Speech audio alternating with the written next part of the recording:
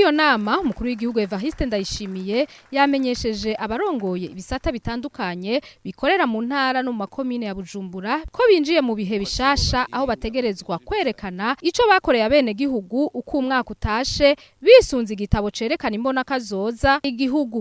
Ati abatazoshobora kwerekana aho bagejeje bazoheza bace babogozwa.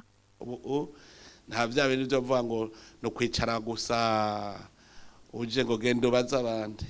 Ubu ntibikirimwo no kwerekana gutya n'amaso yawe uti jewe ngaha aho ngejeje mu gisata njejwe.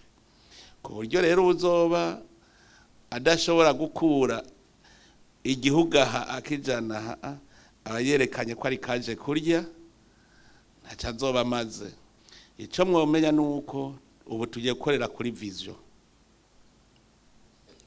N'abashikiranganje mu bushikiranganje mu kukira narababwiye ko muri bije ubutazokwerekana ati jewe ndi kuri indicateur iyi uwo mwaka nzokora ibi akavyerekana n'amahera yavyo, ayo mahera ntazoja kuri bije.